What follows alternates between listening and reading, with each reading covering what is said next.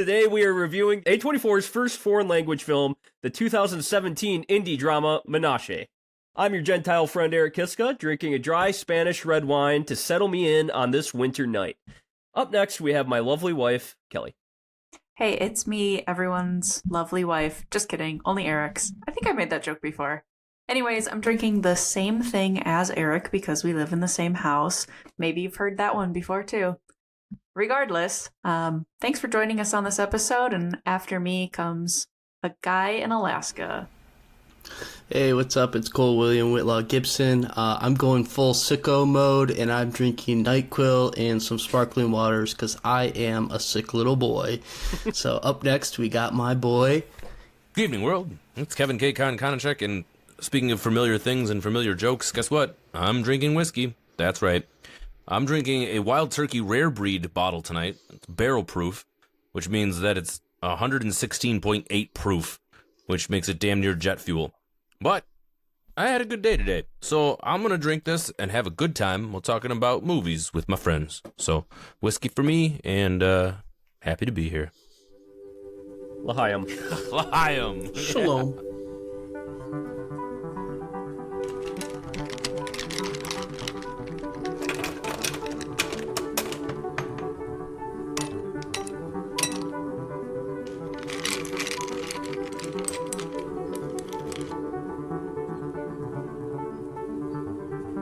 A24 on the rocks.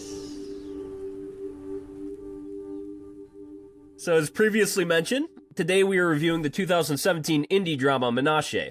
This film focuses on a Hasidic Jewish widower named Menashe who is trying to prove to his rabbi and his brother-in-law that he is fit to raise his only son, even though it goes against the Torah to raise a child in a single-parent household.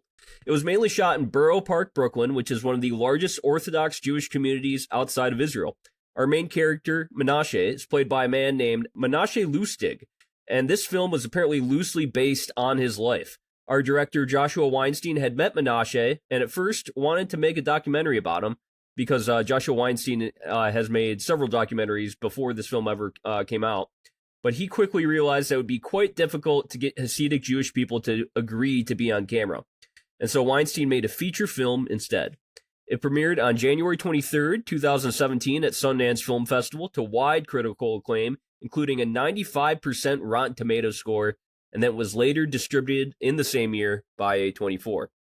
So I want to start out just like our listeners here might not know exactly who we are or maybe our backgrounds, as we've said in previous podcasts.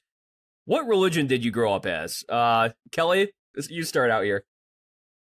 I grew up in a Southern Baptist church, and not enough people tell me, like, oh, I'm so sorry to hear that, as I expect to hear in return. But I was indoctrinated with what I was indoctrinated with, and then by the time I got to college, I found myself more and more interested in world religions as a whole, and I nearly minored in religious studies. So I just think that the whole idea of religion and its use and impact, along with the spiritualism that it provides to people, is deeply, deeply fascinating. And the idea of a whole entire community that is still kind of following what I consider very old world teachings is also deeply, deeply fascinating, especially today, like modern time. Yeah. And I grew up as a Catholic. I'm confirmed, but I was definitely a little bit of a rebellious Catholic, and my parents kind of dragged me there just because it was their tradition. Their parents were Catholic, their parents before them were, but I almost got kicked out of catechism because I asked my teacher, would Jesus bomb innocent kids in Iraq? So that's my background. Kevin, how did you grow up religious-wise?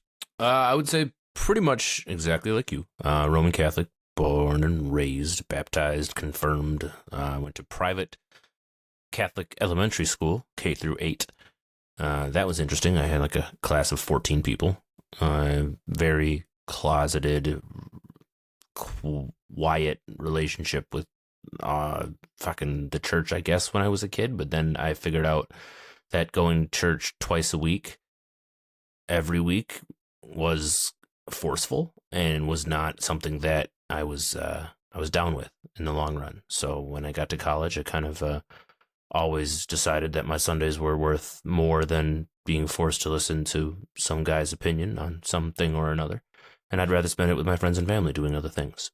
So I do think that religion has a great place in the world, and every single recorded civilization in history has had some sort of religion to it. And I think that, like Kelly said, is fascinating, and it's documented everywhere. So there's always a question of what's out there, and it's usually answered by something. And in this case, religion being the answer to that. So for me, grew up very much indoctrinated as well, with it being completely around me all the time. And it was just the expectation that if you had a problem in life, you pray it away and it'll be fine. Pray, it'll be okay. Oh, you're depressed? Just pray. You don't have any money? Pray. Whatever it may be, just pray. And I think that that's kind of what drove me a little way. Yeah, do it yourself sometimes. And Cole, I know you grew up in the religion of hockey and maple syrup, right? Hell yeah.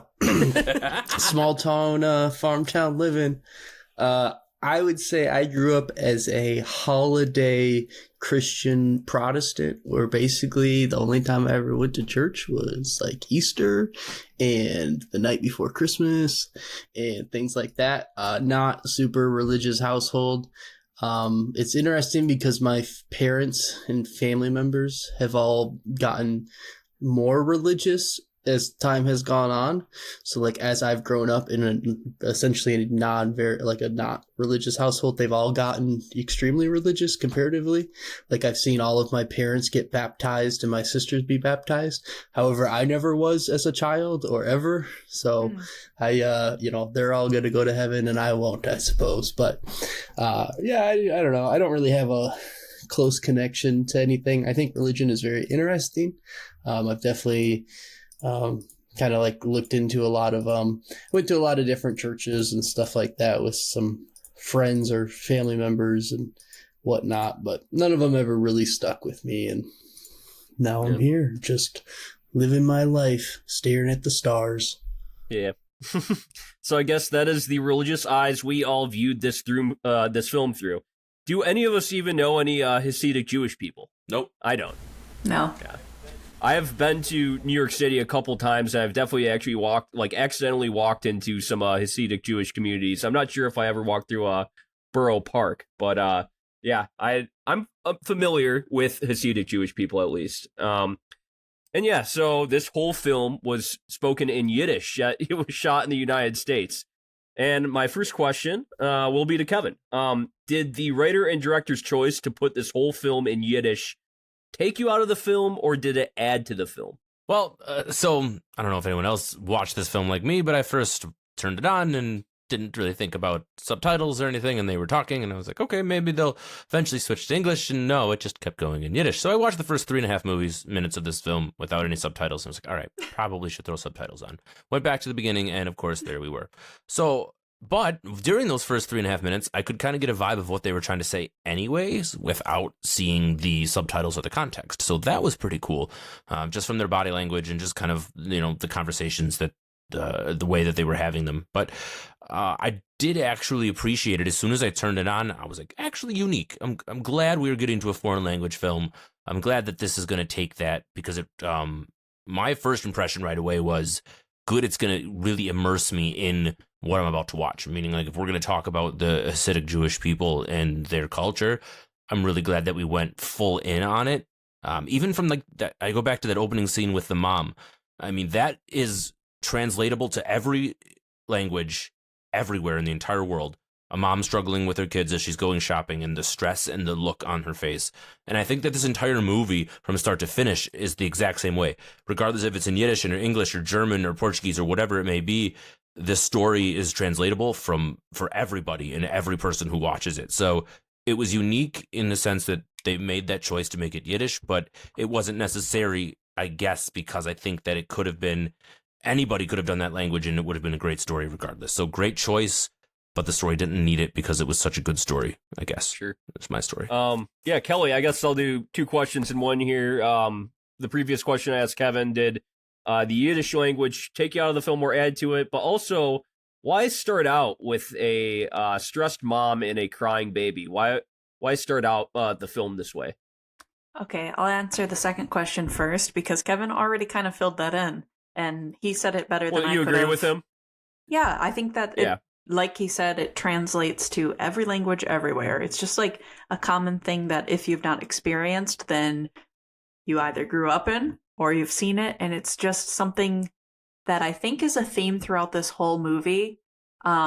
Kind of like seeing someone struggling in an isolating kind of way and not being the person to reach out while telling them that there's a whole community that understands what they're going through, I think is something that not only our main character goes through throughout the whole film, but that's exactly what we started out with, is a stressed mom with 8 kids. And she's just like, praise God, I have 8 children. But she's not really allowed to say, God, help me, I have 8 children. Yeah. Like, somebody please reach out and help me with this situation. So I think that becomes a common thread throughout the entire movie. I think that it's a big thing that the movie's trying to say. But your other question about Yiddish being kind of taking away or adding to, I think it does both, because this is a Hasidic Jewish community that exists within the United States, which means it's also kind of like that language. It's both. It's kind of othering, and it also is, it's othering to an extent, if you know what I mean. But it also is something that is like a community that just you share within itself. So you both have that communal language, but you also aren't the same as maybe everybody else around you by choice.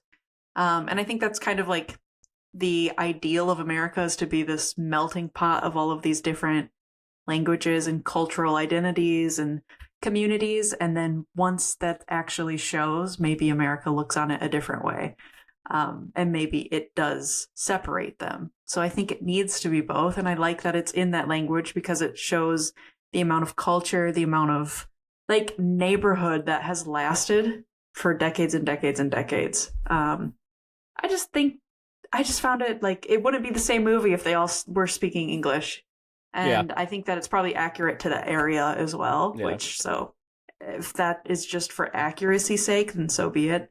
That's a really good reason to have them speak that way as well. You made the point that he originally wanted to be a documentarian with this, or do this a documentary first. So that is even cooler. So he probably would have done that from the sense of having them speak their authentic Yiddish in themselves and use that as his doc. So now you're taking that and you're just like, I'm going to move it into what he ended up doing. So I just think that's cool because I didn't really think about that, but now this really does look at it from a pure slice of life sense. And you have to be speaking your organic language that you do every single day with your family and friends and your workers. Yeah. Well, and I think it only works because it's an indie film. Because like I think of Robert Eggers, the guy who directed The Witch and The Lighthouse. He wanted to do all of The Northman, which is the last film he's released. He wanted to do all of that in Old Norse, and the film studio told him like, no fucking way, you can't put this whole film in Old Norse language. Yeah, like I feel like if this had a bigger budget and they tried to do this on a bigger scale, they probably would have told him like, no, you cannot speak in Yiddish. I mean, that happens all the time in film. They force people to speak in English language films, you know, or I mean, how many other Yiddish language films are there out there? That's what I want. I don't know, but that I don't know. But also, I think the Northmen would have been better off if they were all speaking Old Norse, because they have like one scene where that happens, and I'm like, this feels so much more authentic to me. And there's another thing I was going to say about the actors in this movie specifically. When you do watch foreign films, you don't have as much of an idea of how maybe your actors are performing, because the words to your ears don't mean like what they would if you know English or for something like that. And I think that you might not be paying attention to their acting as much as what they're saying and like trying to understand and read the subtitles, I guess. So when you're reading the subtitles and when you're just taking in everything else, almost like secondary to the fact that you're reading, I think that it adds and makes you pay more attention to everything else that is going into the movie. For sure. Well, so Cole, what did you think of our main character, Menashe? Despite the obvious cultural differences we all have with him, did you find him relatable at all? Yeah, I mean, I think he's a very interesting character that we learn I mean, we learn a lot about through the film, right? I mean, it follows, the whole film follows him.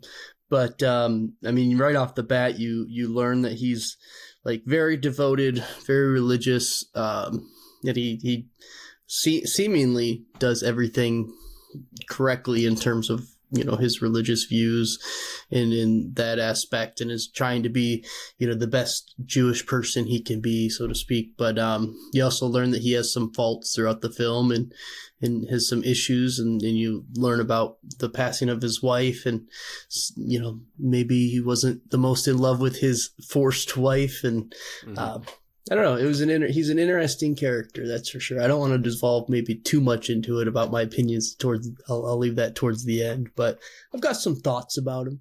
I've got some thoughts towards the end. I mean, like, yeah, despite the cultural differences, you still found him, like, his predicament, I guess, maybe not the forced wife part, but did you find him relatable as a person, and just kind of how he was irresponsible a bit, but like at a younger age, you know? Yeah, I mean, he's I guess like almost kind of like a stereotypical single dad at certain points where in films where, you know, he's working a dead end job. He's trying to provide for his son. But you have an even, you know, normally, I guess not normally, but outside of, you know, that religious group, you know, the son would be able to stay with his father. But because he, you know, he's in that religion and they're in that group, his son isn't allowed to stay with him because his wife has passed. He doesn't have the wife, and the son isn't allowed to stay with him. So that adds like a whole interesting dynamic that obviously the film focuses a lot on.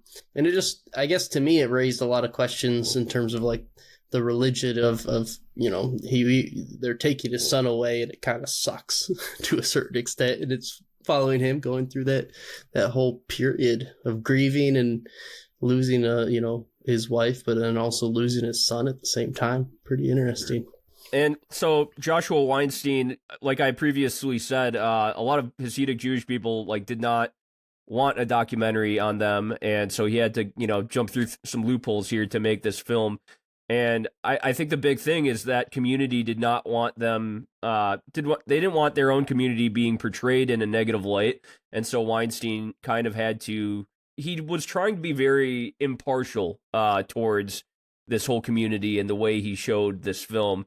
I mean, I think he did a decent job of that. You know, I don't judge too much on the more conservative aspects of the religion here. Kevin? You know, what's unique about this is, too, that Hasidic Jews, especially the ones that took in this film, are not allowed to go watch movies. It's part of their, you know, no technology and simple living. So I found it a little interesting doing an interview with our main character when he went to see his own film. That was the first time he had ever seen a movie before. Yep. Never been I thought that was really unique. Before. So not only did they have to find people of this community that are willing to be actors and to come in and to talk about their community, but then they also have to find a way to capture them in such a way that makes the film respectful and still have meaning. I thought it was brilliant, like thinking about how you get those people in, and they, you know, these guys are fresh. These are not even actors, right? These are just people off the street that essentially that answered a casting call for folks that spoke Yiddish that were willing to come in and do something for this. And it's just such a cool concept where you get a representation of the true, I said it earlier, like the true slice of life from these people's communities. And we get it all. We get the strict side of it. We get the not so strict. I love the scene with the Mexican guys drinking beer. I thought that was freaking awesome. And it just really, you know, was just a great idea. The way that he approached it was smart. I liked it. For sure. Yeah, so I was just about to say that too, is that this film, their casting options were extremely limited, and they mostly used amateur actors or people that had never acted at all, including Menashe himself.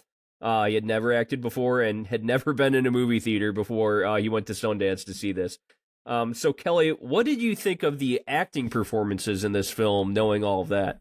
I think I already gave an idea of what I think happens when you have actors that aren't speaking English, as an English speaker myself, of how I interpret that. And I think it might give them some grace because I don't know their tonality or delivery of certain words, or that kind of meaning. But Kevin said he watched the first 3 minutes of this movie without even subtitles on. I didn't even know the subtitles weren't straight baked into the film. So I think that has so much to add to the fact that I think all these actors knocked it out of the park. Not only our main actor himself, not only the child, his son, everything felt super, super authentic. And I would have I don't think I have any notes for anybody, even the uncle, his brother-in-law.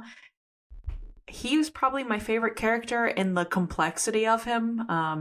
Not only having his sister who is gone, also dealing with the way that his household kind of runs has this certain level of stress to it, with 2 children of his own and then this third child that they didn't know that they were going to take in. And you know that there's strife surely between he and his wife.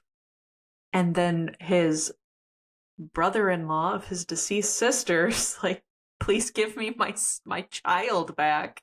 But he has all of these rules he's supposed to be following. So I found him to be a really complex character, and the way that he was able to show all of those kind of emotions of kind of a sense of guilt, kind of a sense of pride, kind of a sense of honor and duty and complication. He was a wonderfully complex character, and his eyes sold the story, and his way that he carried his own body, like, he was an amazing actor to me. And that's not to discredit anyone else, because I really think that everybody just embodied their characters so well and did such a great job. All that with the caveat of the other language speaking, like I said. But I think even if I understood what they were saying as if it was my first language, I still think the acting is just out of the park.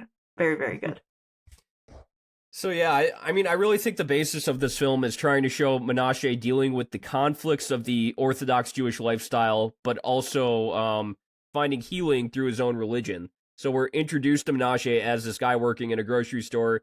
He's a widower, he loves his only son, and in that first scene, Menashe is like, he goes up to his boss and asks why his grocery store is selling like unwashed lettuce. That's against the Torah. But only a few scenes later, he's arguing with his rabbi because according to his rabbi's interpretation of the Torah, a child must be raised by both a mother and a father. So, Cole, do you think this kind of conflict between living a truly like Orthodox Jewish lifestyle and kind of living a little bit more in the modern world, do you think this was portrayed effectively through the story? Yeah, I mean, I think it does a good job of kind of portraying how a man like our main character is like extremely devoted, like reads all the passages and is, you know, again, trying to be essentially the best Jewish version of himself, you know, to those standards. But at the same time, you know, he loves his son and he wants to be the father for his son, but in a way he has to break those rules and he has to go against his rabbi essentially. And I think it brings a very interesting dynamic because, you know, I think back in the day, if you look, you know, hundreds and thousands of years ago, I mean, raising a kid by yourself is never an easy thing. But I think standards and lifestyles and stuff change and evolve, and cultures improve or you know, change in certain ways. And it definitely, with me, it was hard for me to, I guess, watch this movie and see him follow this religion so religiously, but then at the same time be hurt by it so you know, so much. And I really just want to tell the guy, like, man, you don't need all that. Just take your son. You could still be like a very faithful Jewish person outside, but at the same time, if you leave that community, you leave that kind of that family, that structure, that support. It's you know, it's one of those things that's very, very difficult in you know, these very tight, close-knit communities that once you leave, you're on your own, and it's very difficult. So yeah, as they say in that the first scene where they introduce the rabbi and they're all studying, he talks about somebody who left the religion and then they kicked their kids out of the school just because he left the religion. So, you know, that shows how hardcore they are about stuff still in this neighborhood of Brooklyn. So, in my opinion, Menashe, he's kind of portrayed as sort of an irresponsible person, though, and an irresponsible father. Like, we soon learn that Menashe did not help much as when his wife was dying, and his brother-in-law actually did most of the caretaking. Menashe owes money to people, and he lives in this very small studio apartment. And we also see that Menashe's son is trying to grieve his mom, but Menashe is really avoiding this grief of his wife dying. So, Kevin, do you think the rabbi is actually correct in not letting Menashe actively raise his son? Like, do you think he's just really not ready for it, and maybe the rabbi sees this? No. I think that the rabbi is following the traditions handed down by his forefathers and his forefathers before him, and all of the way back to the reason that they live the way they live their lives. I mean, he truly believes that that is the law and that is not negotiable. In his mind, yeah, that's probably the right move. In reality, I think it comes down to the people involved, right? So the father and the son, and if the son wants to live with the father and the father feels like he can do it, go for it. If otherwise, then the people step in. But your original question is whether or not he was in the right. And no, from an outside perspective, if this was real life, if we're looking at this from a true slice of life, I don't think that the rabbi has the right to say you can be with your kid or not. Do I understand why the rabbi did it? Absolutely. Like, that's why this community exists, because of the rule of these rabbis. What's the slang term for them in this film? Somebody wrote it down. Rove, yeah. Right. So the way that they use that just as such, like, as the all being everything. And like there was another even scene like where he said the girl couldn't go to college, right? And like that. So these are huge life decisions that this person is just making decisions on.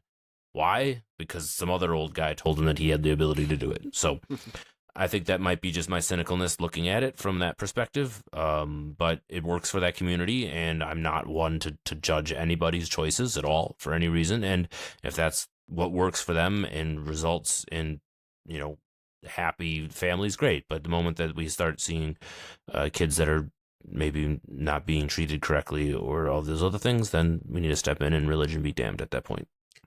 Well, as they say, Gentiles broke the home and then they broke society, right? So cheers to that. Kelly, I mean, do you think that Menashe is actually ready to be a father? Like, do you think that he seems like such an irresponsible person. Let's take religion out of the equation here. Like, do you think he would actually be a good father to his son if he, got custody of him? It's so complicated. I don't know if I can ever be the one who like passes judgment on if anyone's ready to be a father or not, or if they should be or not. It's not really up to anyone. It's just something that happens or it doesn't. But I think that this movie is so good in the fact that for the first 2/5 of the movie, you think that he was deeply in love with his wife and she passed away and he's just grieving her loss. And then it's revealed, like, no, they actually, and even the scene with him and it's a date that's set up, but it is set up by a matchmaker. Even in that thing, or in that interaction between the two of them, when he says, "Do you think you're ready to marry again?" It's like, oh man, he really took his wife's loss more than perhaps she took her husband's, because it's been a couple months or 4 months or something for her, and she's like, almost well, what else? Oh, okay, sorry. Yeah, a year for him, yeah. But months for her, and she's like, well, yes, I'm ready to move on and get married again. Like, what else is life for?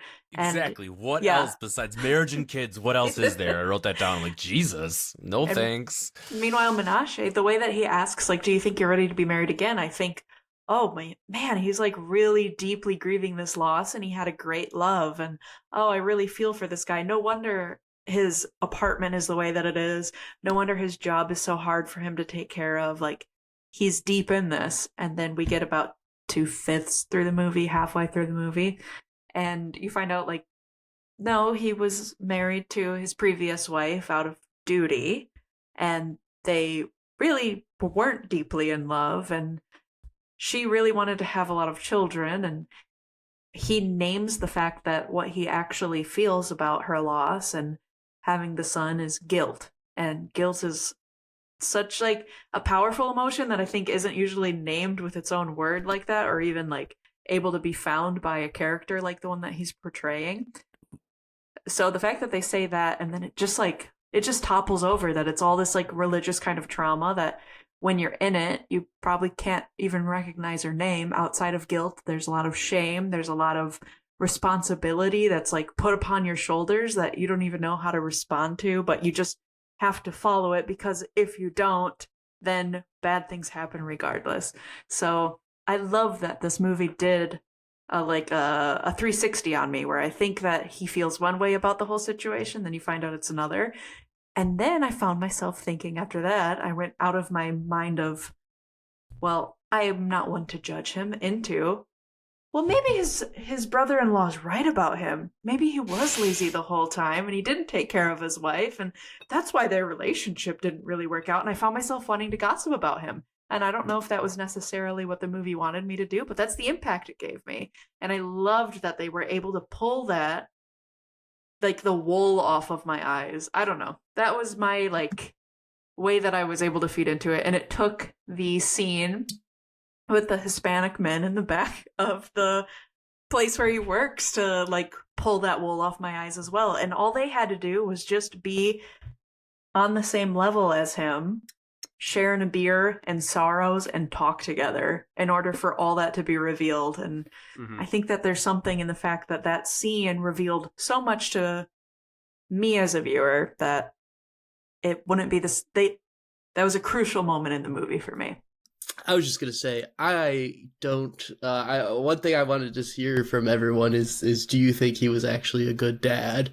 And like, I think the way that they portrayed it made me think that he was not a very good dad, and I don't think he is ready for this child. And you know, the scenes where he essentially, you know, kind of kidnaps his kid, and you know, I'm gonna take him back from his uncle, and they go to his place, and he oversleeps, barely gets his kid in, you know, to school. The food he gives him is a slice of cake and a glass of Coke for breakfast. Like, the dude is not prepared, and I don't doubt that he loves his kid, but he is just not very responsible. He's obviously has issues at work, and you know, he's just generally struggling a lot, and I think he kind of needs to figure out himself, so that way he can properly take care of his kid beforehand. But I still think that's a good reason to take the kid away from him? Absolutely not. I think it's, you know, I think he probably needs the kid to be there to understand that he needs to be better, right? And if the kid's not there, then he has no reason to get better, essentially. So I don't know. I wanted to root for this guy to be a good dad, but he never seemed to really turn the switch to be that you know, role model or that good character, you know. And then the kid with the drinking, he starts drinking, and then the kid steals his phone and calls his uncle and is like, I don't want to be around my dad when he's drunk. And then, but then the kid is like, I like my dad when he's drunk.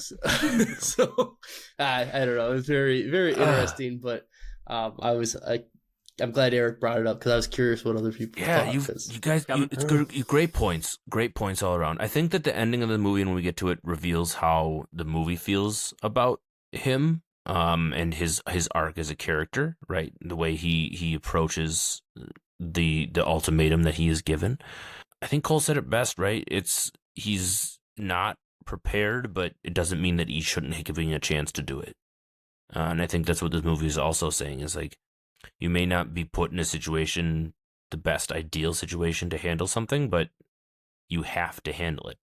It's the same commentary that the movie makes about the traditions of this Hasidic Jewish culture, is that you have to handle the way the traditions are, the way that life is given you, the way that things have fallen. That's part of your culture, that's part of who you are, and that's just the way things are. And I think that the movie does a great job of really painting that picture. And back to the scene, since we were just kind of touching on it with the Hispanic gentleman and the drinking of the beer, there's a lot of English in that scene too. So we get this melting pot of commonality between the two cultures, where it doesn't matter what language you speak, you still have the same commentary on life. The same things happen to you. You still have wives who text you all the time where you are, or wives that pass away that you state that you're relieved by. That was powerful. When he's like, yeah, I was relieved when she passed. I was like, holy shit, that really kind of sets everything up. Like, you were happy when your wife passed. That means that everything since that point has been better than you have felt before that. But now you have 10-year-old kid that you're trying to fit into that feeling too. But then on top of all of those things, having this some sort of honor and loyalty to some religion and old man who's dictating everything under the sun for you in your everyday life. Man, this movie's complicated. And it goes back again to if this was in English, would it be as meaningful? Absolutely not. Like, you have to translate this stuff into your own brain. You have to read it in what they're trying to say, translate it into what the actor's trying to portray with his body languages, and then think about a script all at the same time. And it's just crazy when you put a real life scenario on top of it. This movie is 80 layers, and it's really cool. I think about Cole's slice of life love every single time I think about this movie, because it's really just like if you were put on the outside of this community that you know nothing about, and then you're all of a sudden thrust into it. There's a reason I'm segueing all over the place because I have a lot of great thoughts, but you know how YouTube's got this popularity of people interviewing random people on the streets, whether it be homeless folks, drug addicts, counterculture. This wasn't like that, but it was. It was telling me something that I didn't know before, and it was giving me a complete exposure to what the realities of that living might be like in something that even down to a grocery store visit.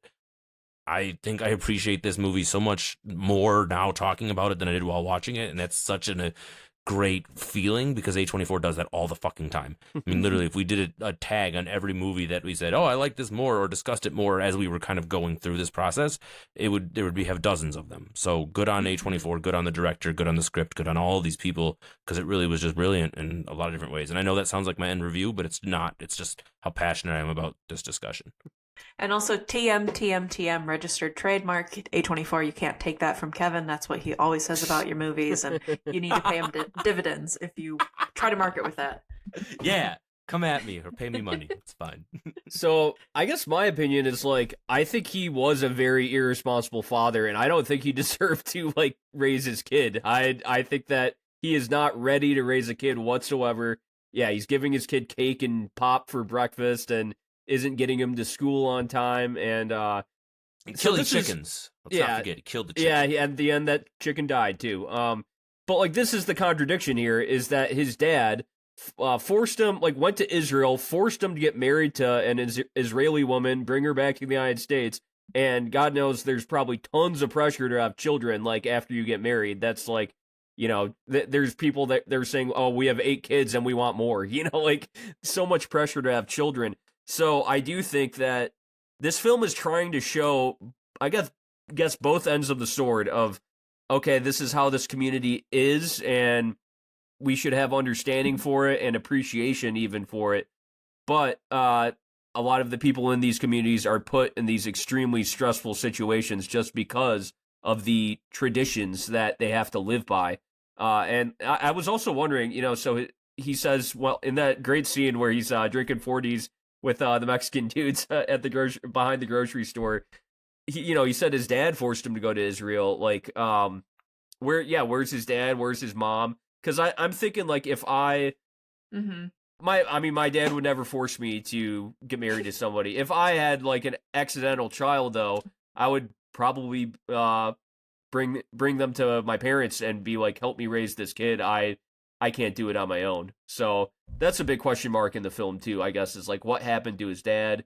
Why is the brother the one that, you know, is left to raise? The brother-in-law is the only one that can raise the kid. But yeah, that's a question that we don't get answered, I guess. When Menashe finally reveals how his wife died, you know, he said they tried to conceive a child via in vitro fertilization, and then she got a blood clot, and that's how she died. And he actually said he felt relief when she died, but he now feels guilt.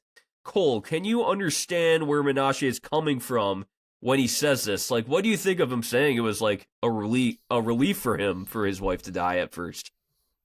I mean, obviously they had a very bad relationship, and he's definitely a interesting person that is probably just very different and had very different expectations for wives and like the relationship, and they were not in one of love. They were in one of, you know, forced and of almost of convenience in terms of the child. And he doesn't seem to want a lot of kids, because throughout the film they're like talking about, you know, you need to marry this girl, and he's like, well, how many kids does she have? And they'll tell her she's got 3 of them, and he's like, no, I don't want any part of that.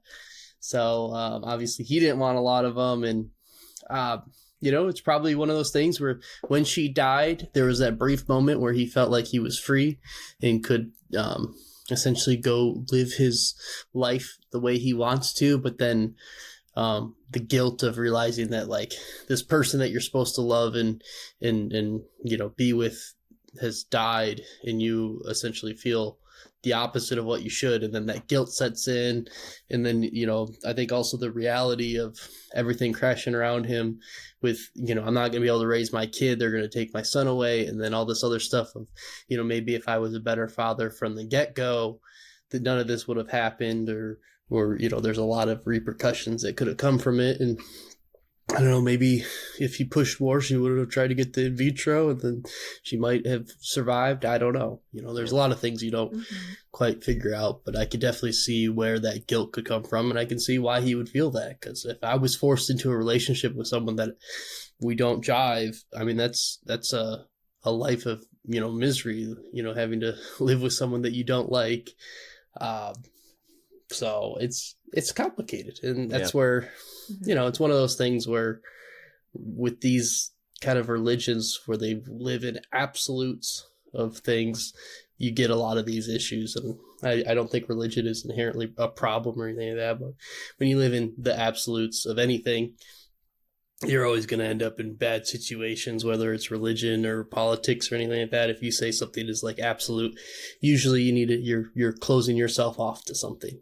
So, Kelly, did you feel empathy for him when he talked about his wife and the way he felt when she died? Yeah, because the fact that he's able to open up to people who are outside of his community about it, where I don't think he got to actually name that with any of the people that are supposed to be his support system. And really, he doesn't have a support system, and I don't think he even did when he had a wife, based on what's going on. And we don't know his family, his immediate family. We're not exposed to them. So it almost makes me want to believe that maybe they aren't part of that religious community that he's a part of, which makes it kind of open-ended to me, because I think that a lot of the times the people who are in those communities are born into them. But every now and then you have somebody who, even in these kind of modern times, is introduced into a community like that. So I don't know if I necessarily think that that's true for him, but the fact that it's set in modern times makes it a much better story, because that's why I think it becomes such a relatable story. You know what I mean? Mm-hmm. I don't know if I answered you directly or if I totally just went off into like what I was kind of thinking about when Cole was speaking. But did I answer your question? Yeah. I mean, like, I guess you were saying like you had some empathy for him, but it was kind of, it's just like the situation he was kind of forced into. Is that what you were saying? Yeah. Definitely empathy for him, but I also agree, like, what was kind of mirrored with the chick and his son, with like the head trauma basically killing them. Both of them fall based on something that he did and something that he caused, in a way. You guys are saying that he isn't ready for fatherhood. That's true, but it's just something that happened to him, and I think that his sin probably is pride. And I think also for the filmmaker, there's no way we can watch this movie without casting an opinion on him. And I think that what we're supposed to do, if he's part of our religious, spiritual community, is not judge him, but support him within the confines of our rules. And it's so fascinating because the way that the movie is shot is so different from how everyone behaves in that world. You know, they're all supposed to not be judging him, but the way that they show him in his life, it's really hard not to. And you think that he could be the worst father ever, but maybe it's supposed to be from the perspective of his son and how his son is taught to look at his dad. It just raises a lot of questions for me. Gotcha. Well, let's take a break from the heavy stuff. So, a big part of this film is seeing the everyday rituals that these people do, because this is what their faith requires of them. And one of these things is waking up and washing your hands every day because, as Menashe tells his son, being clean on the outside makes you clean on the inside. And I guess I'll just say my favorite ritual that I saw was the, I think it's called Lag BaOmer. I probably completely botched that. It's celebrated on the 33rd day of the counting of the Omer, or Omer. Might be Omer. I don't know. But it's basically where they burn that huge effigy. Everybody's burning, throwing stuff into the fire, and they're all like singing and having a great time. And then, I mean, there's the scene he went into that guy's house, and they were all drinking and just chanting and playing music and acoustic guitar in a circle.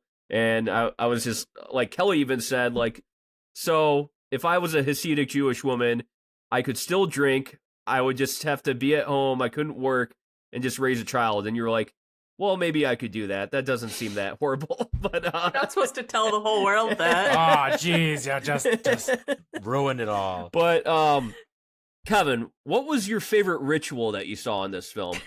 I mean, I don't know about favorite, but the one that kind of got me is Most interesting. How about that? Yeah, when all the Hasidic men got together and they were in the room all reading the Torah, and they were all just kind of bobbing back and forth and humming incoherently together as they were reading. I was just kind of interested. I'm like, all right, so what is the body motion and the head jiving with while reading sacred scripture? Like, does that get you closer to God in that circumstance? Kind of meditative, yeah. Maybe, like that's kind of you're putting yourself directly in that space.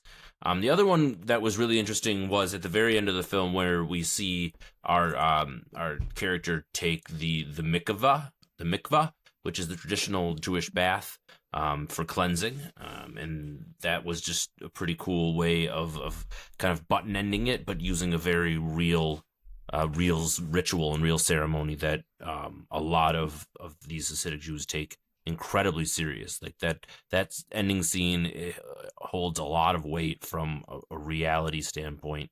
When a lot of synagogues and Jewish places are built, this mikvah is like the first thing that they think about, the first thing that gets created from an architectural standpoint or like a fundraising standpoint, because it's so powerful in their traditions of a cleanse, of creating something new. And I think that cleansing the body cleanses the soul. Yeah, exactly. And I'm sure you will get to it. And I'm sorry if I'm stealing your thunder constantly in this nonsense. But you asked about traditions, and I thought that was a pretty cool one that they brought into this film as well. For sure.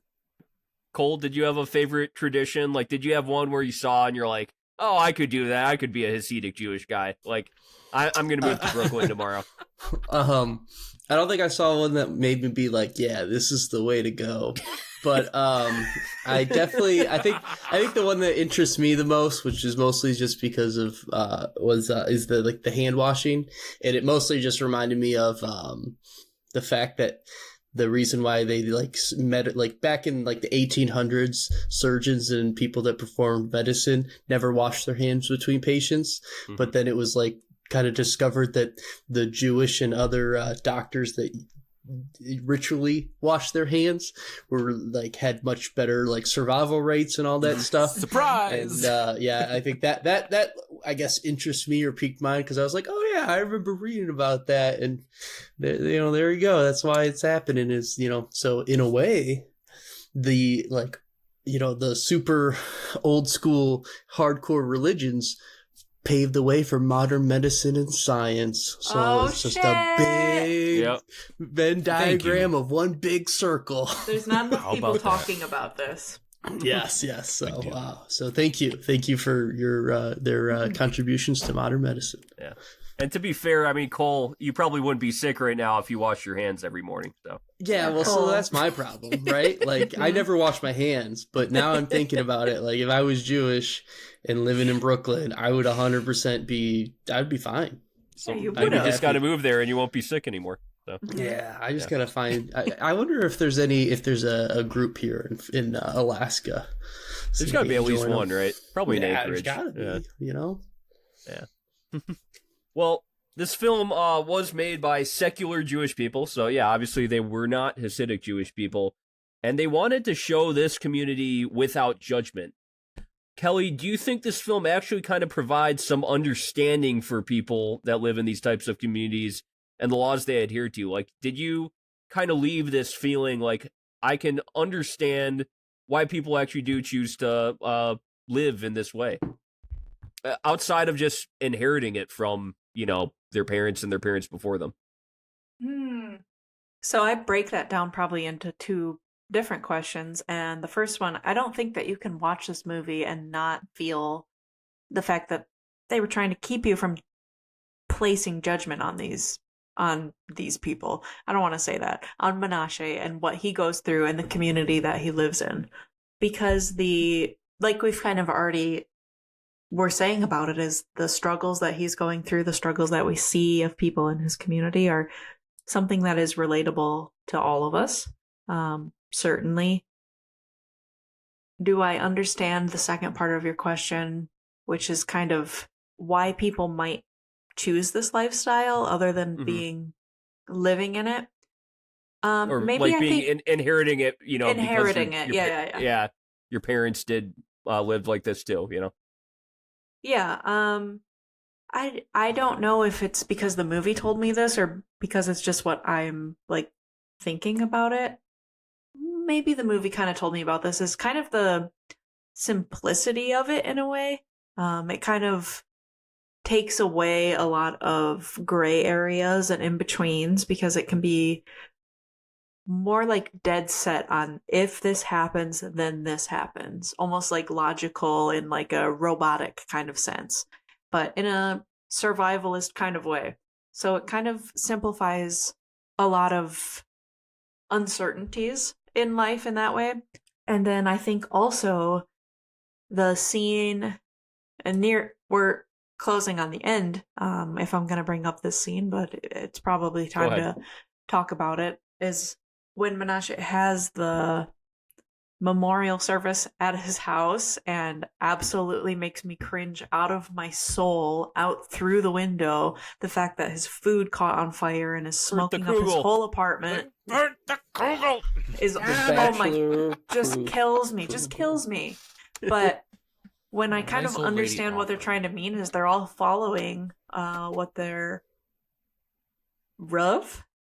rabbi, yep, tells them, which is just the way that he behaves in that kind of situation is completely different from how everyone else is trying to walk in, but they're trying to temper their emotions, right?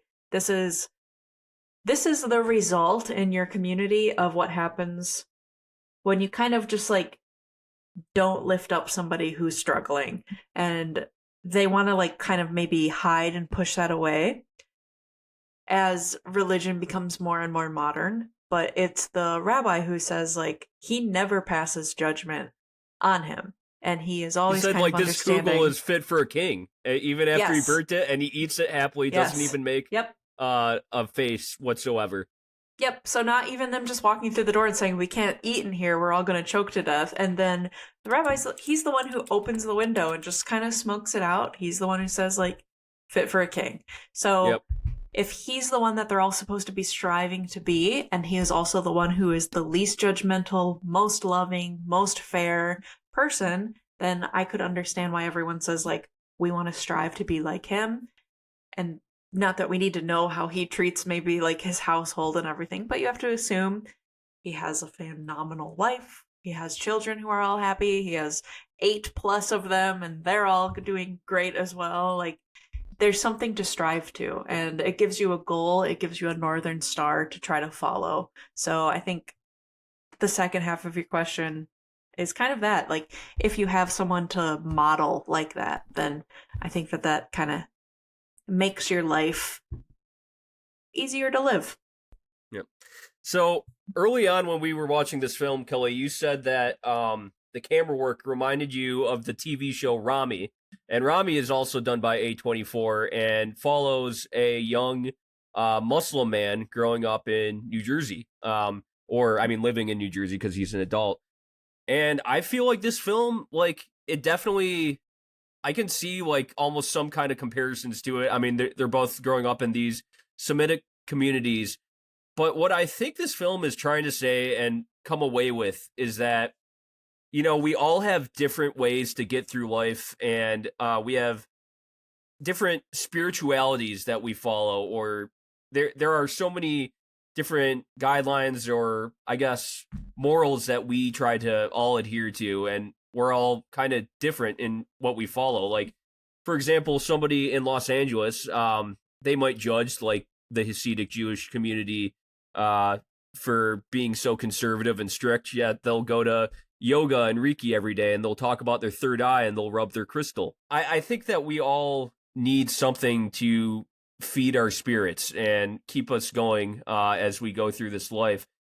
I think what works for everybody is just a little bit different. And like in Rami, I came away watching the show Rami saying like, oh, I mean, I could see why being Muslim could be like great for the soul and great for the spirit, even, you know, if it means you can't drink like we do on this podcast, you can't, you know, can't smoke weed or do any of that kind of stuff. You know, it's still, it's getting you through tough times, and the community can get you, it can pick you up when you are feeling down or having a really rough time. So Kevin, this will be kind of where I ask you, what did you take away from this film as it ended? As it ended, I thought that it was the right choice. I thought that it was the logical conclusion. I thought it was what they should have done. Leaving it is a not happy ending, but leaving as an open-ended question on whether or not our main character has the ability and the determination to get his son back. The entire film kind of delved into that question we've all been talking about this entire episode, whether or not he was a good father, whether or not he was fit or not. And it answered that question. It showed whether or not we, as a viewer and as a community, the Jewish community, decided that he wasn't ready.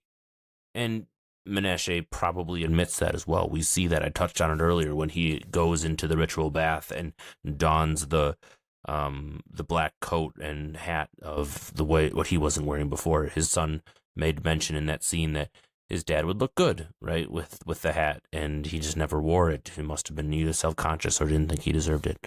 But it showed a proud walking man who probably was going to get ready to get his son back in one fashion or another, or to gain his control of his life back, control his debts. I mean, we saw the scene when he kind of admits his faults to his brother-in-law, right, that there's problems. So we see some redemption in there.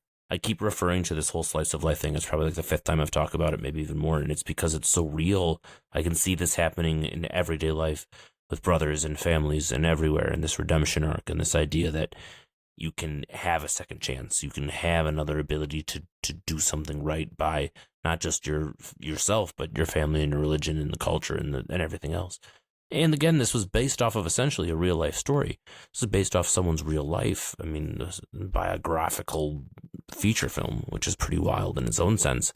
So this was, you know, loosely based, off some, so not completely okay, yes. biographical. So let's not yeah. confuse our audience here. But I mean that the gentleman that this was based on has a deceased wife and a son that he just raised. That's real life. So that is something that he has to handle. They asked him in an interview if he thought his son would watch the movie, and he's like, no, he's much more traditional than I am, and he won't watch film. He's not, you know, so he follows those traditions. So that's real life. Like, his son is following in the traditions of his family. So I thought the ending was great. It was brief, to the point, and was appropriate. So I appreciated it. For sure. Cole, what did you think of the ending, and what did you kind of take away from this film as it ended? Yeah, so I mean, I think the ending was kind of the culmination of everything. It's not like the ending I would say I wanted, but it's the ending I think we all knew we were gonna get, and I think it's kind of it's not a bad ending. I thought it was a good ending and a good way to do it, and kind of in an artful way as well. But I will say, like, kind of going back to your earlier question with, you know, how did they portray the religion and all that stuff? Like Kelly said, I think it's hard to show the behind the scenes, so to speak, and the in-depthness of this religion without casting judgment. And I think they could have done probably a better job of showing the kind of the positives of a very close-knit community that follows like all these guidelines. I mean, they did show it with him, like, kind of essentially going to, like, a party and hanging out and drinking with all the elders and stuff like that. That was good. I thought, maybe don't bring your kid to that, but, they did show that aspect of it. But, a lot of times it felt like, a lot of his struggles was because of his community versus the opposite, where, the community is, I feel like they should have focused on, the community has these rules and those rules are causing the issue and the community is still there to support. And there's a reason why he's not leaving, versus it just felt like the community and the rules was not being very helpful to him across the board. And it was just a lot of negatives. And really the only reason he was staying is because that's all he knew, which, and that's maybe like where his kid was. And not to interrupt you, but like, why is his kid's school so important? Like, that was the crux around why the kid needs to be around here, why he needs to raise in that. Sorry, Cole, I totally interrupted you, but it was just, it frustrated me. No, I don't know if you guys have seen the TV show. Netflix had a TV show that was like a German miniseries called Unorthodoxed, and it followed like a woman essentially trying to decide if she was going to leave the Orthodox Jewish community in Germany. Very, very good show. It's a very hard watch, but I think it does a very good job of towing the line of essentially this woman who has to decide if she's going to leave the community and everything she knows and like her husband and her whole life behind and essentially be ostracized by everything to get out of, something that she does not enjoy, feels repressed. And also she's like kind of learns about the outside world, so to speak, and gets involved in music and some other things. Very good miniseries. And I definitely think it does a good job of kind of towing that line. And I wish this film maybe did a little bit more of that, where it showed the positives, because, whatever your opinion is about any religion, there's always negatives and positives, right? And the positives a lot of times is the community and they always say it takes a village to raise a kid. Well, I felt like they didn't do a very good job, because the person raising the kid was the uncle, and he didn't seem too happy about the whole situation. So yeah, at the end of the day. For all we know, the uncle was raising him well, though. I'm not saying he might have been a wasn't responsible person, but and also, I guess like what I see is the spiritual aspects of his religion were getting him through this tough time. Like, I agree that the ending I really enjoyed with him taking I'm just gonna call it the bath, and he was cleansing himself in his spirit, and you could kind of tell like he was feeling this like great relief of sorrow and grief, and like just kind of feeling like cleansed. And I could see like why somebody could take the spiritual aspects of this religion and really like benefit from it. And yeah, like I agree though that these very strict rules in some of these religions are not very conducive to people's mental health. I can totally agree there.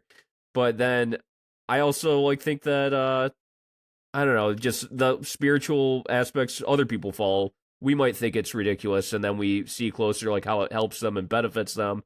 And then you start to like understand and realize, oh, this is actually like getting this person through tough times and everything. What did we think of the cinematography of this film, Kelly? Was it true cinema? True cinema with a capital T and a capital C? Yeah. In my opinion, not true cinema. Wah, wah. Kevin, true cinema or no? Yeah, what the fuck is true cinema? I liked it. It was capital good. T, capital C, true cinema, yes or no? No. No! Cole, No. true cinema or no? Nah. No. Okay. Cinematography did not like pass you said, the it was a test. documentary that they made and fluffed up like a feature film. That's what it was. I feel like the camera work was beautiful. a bit better than just Oh, it was documentary beautiful. camera No, work. but I'm just saying, like, the themality of it didn't feel anything more than that. Okay. Can I give my caveats of true cinema? Sure. It's not true cinema in the fact that it didn't look like A Most Violent Year. That was the first one, I think, in our A24 really should see that wheelhouse that I went. That one's like The I missed the big, the velvety, beautiful, everything else. Red This Velvet Cake. movie, yeah, Red Velvet Cake of movies is true cinema with a capital T, capital C. This movie was very shallow depth of field throughout almost the entire movie, which seems like an intentional director's choice, but it also might be a constricted choice from budget. It still is a high quality shot at every period, but it's also a very closed shot all the time, which I think is meant to portray we're supposed to be in our character's head. We're supposed to feel a little claustrophobic, but there was never any like really big, wide shots throughout this whole movie. All of it was pretty closed. All of it was pretty shut, almost like shoulder to shoulder throughout the whole film. As if you're living in Brooklyn, right? As if you're living in Brooklyn. So I'm not saying that it's not intentional, but it's not TC, if that's what you're trying to ask me.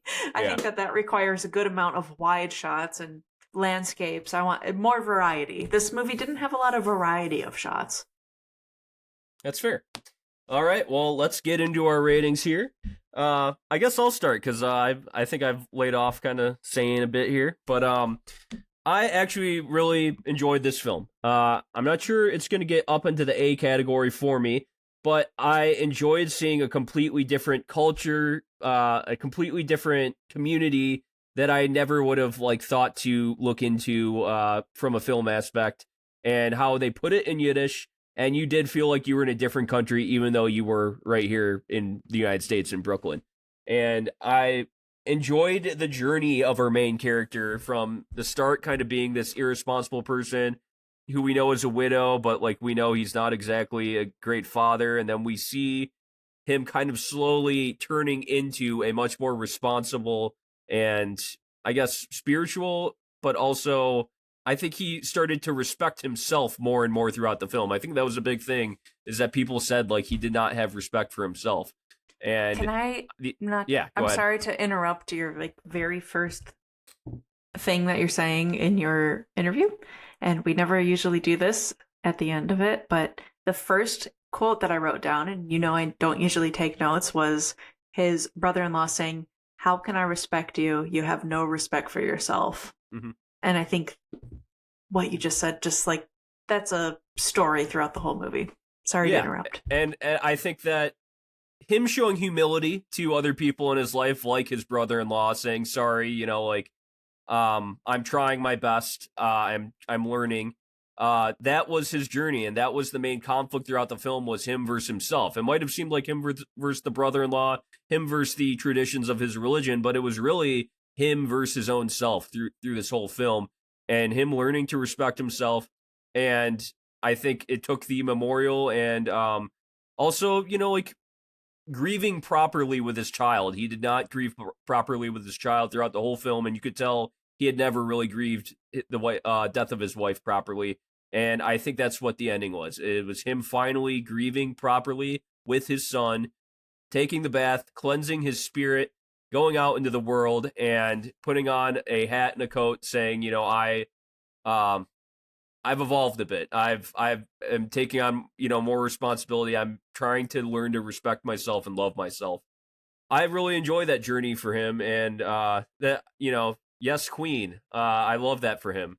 And I like the cinematography in this film. It was more intimate. I agree, it's not true cinema. But I also really like the soundtrack. They did have kind of like a same song kind of echoing throughout this, but I think it provided great like somber moments of resolution throughout the film. I think it carried me on a good emotional journey, and it gave me an eye, like I said, into a community I never thought about walking into. So saying that A24 / Joshua Weinstein and everybody who made this film like kind of gave me a whole new perspective on a community and dropped me into somewhere I never thought I would see in film. I think it deserves some points for that. And I like our journey of our main character, and the fact that all these people were amateur actors and they acted this well really impresses me. I'm going to give it a solid B24. And that's the same I gave Slow West, I think. So I know that's a movie other people didn't like, but for me. It kind of has the same bits to it. It didn't like exactly knock it out of the park for me, but at the same time, I still enjoyed myself while watching this film. And it was at a cool hour and 22 minutes. And I know Cole loves that. So I'm giving it a B for Cole, too. I certainly so, do. Cole, you don't have to give me your review. You got a B. All right. Okay. Just kidding, Cole. You go next. All right. Yeah, so as Eric pointed out, this film falls into the sweet spot of the 90-minute cinema that I enjoy. I will say I liked the slice of life. I liked that style. I liked this film for the most part. I've already kind of touched on how I felt like they didn't do a good job of showing the community aspects and the support systems that these communities have for one another in terms of his neighbor like gave him a financial. Kugel recipe and said she would have baked it for him, too. Oh my God! That's not the community I'm looking for. I'm looking for something more deep, more tangible. But no, I thought it was it's very, it does a very good job of showing you a dynamic of a religion and a subsect in the United States that a lot of people are not super familiar with.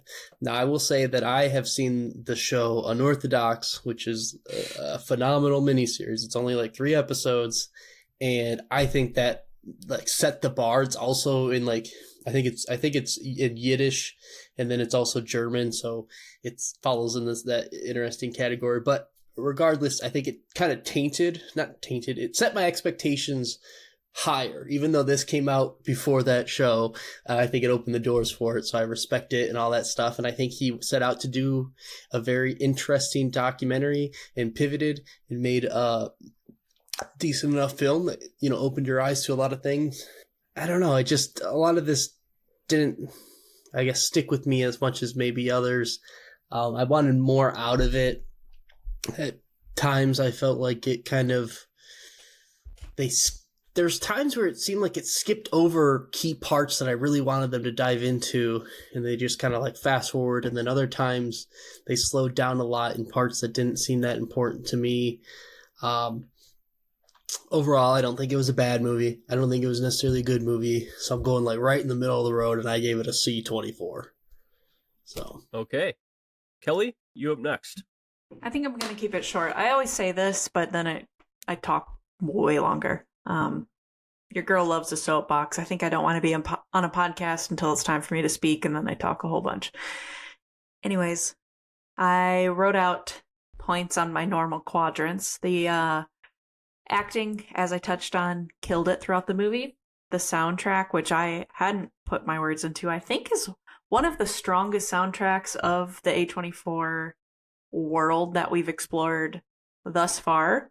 I like that it incorporates like old instruments like the mandolin with contemporary kind of slow methodical piano playing in a lot of areas. I like that it blends acoustic and electric as far as the score as well. I like that it starts and ends with a similar theme, but the beginning one is paced really fast and the ending one is really, really slow.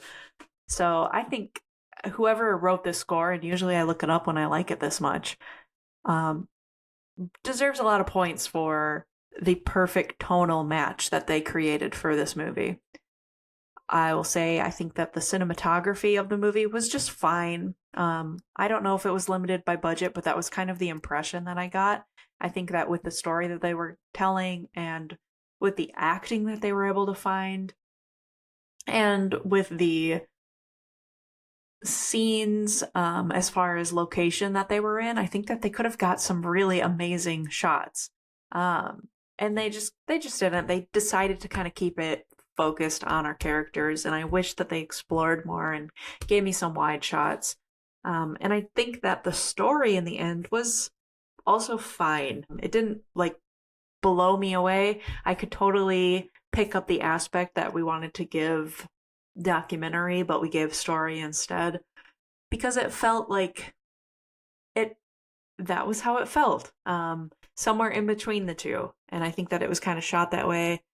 And I think that maybe for some people that's a strength. For me, it was kind of more of a weakness because it didn't feel as much of a movie. With that said, I still definitely think that this movie had A24 vibes in that it was artistically done, with the artistic part of it that I would say would be the methodical pacing of the movie and the twist that I touched on earlier of you think that Menashe felt one way about his situation that he's in, and then you find out he's probably likely a different way as a person. And I think that added a lot of layers to it without them telling you what it was. And I think that there were periods where it causes you as a viewer to have to think about what is being shown to you and what you think of it yourself. They don't spoon feed you anything. So with those A24 vibes, I think that was good, but I wasn't blown out of the park at the end of the day. If it was a normal movie, I would score it higher, but because it's an A24 world, it was middle of the road. So like Cole, it is also a C24 from me. All right. And the music was done by Aaron Martin and Dag Rosenqvist. Rosenqvist. I think that's it. Vist. All right. Kevin, round us out here. Wahoo! Man, I feel like I have spent a decent amount of time in this pod kind of giving my thoughts and praises to this film. And like my co-hosts, it's time to get down to the nitty-gritty, which I haven't really touched on too much. It's weird when you get a movie that is more thematic and more digestible from an outside perspective than one, then you're like, oh, cinematography and music and all of the other things we talk about with most films. I think that's probably accurate when Eric asked if this was a true, what was the cinematic, I don't know what the buzzword you were using earlier. True cinema. True cinema, right? So I don't know, I think it probably puts that into question whether it is or not if I can't judge it by the same standards that I normally would the other cinema in A24. I did watch this in the middle of the afternoon kind of as a I need to get this done type of project, but I did walk away from it being relatively pleased with it. I don't say it was like overly entertaining, didn't have my attention, I wasn't drawing on every single line. It did feel like I was kind of watching it for the sake of watching it, but it did provide something unique in the A24 category, and I've really enjoyed this discussion with everybody. That always bumps up the movie a little bit for me too, because I know it's not just a one view walk away, that's how it's going to be. It's also the digestible information that I get from my co-hosts and kind of the discussion that we have around it that truly formulates my opinion in my review. And if you're still at this point and you're listening to us, I know I've sounded pretty praiseworthy of this film, but it also had me points where I was, yearning to grab my phone and kind of scroll a little bit while it was going on, probably because it was the lack of English, so I had to be really paying attention to everything.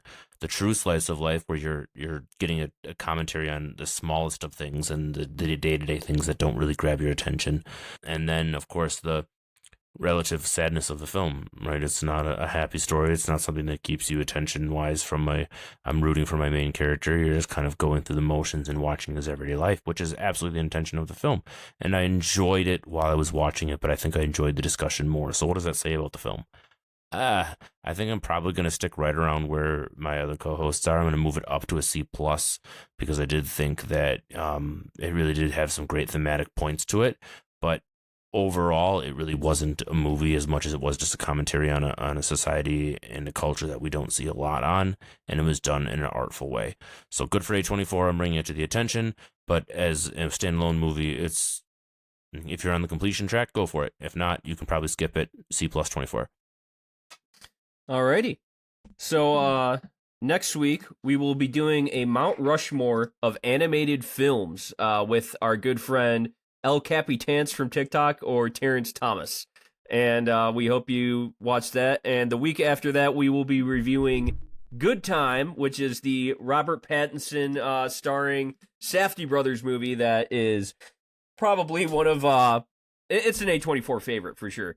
Find us on all social media. Please rate and subscribe. And thank you for listening tonight, everybody. Shalom. Shalom. Bye. Bye-bye. Thank you, bye.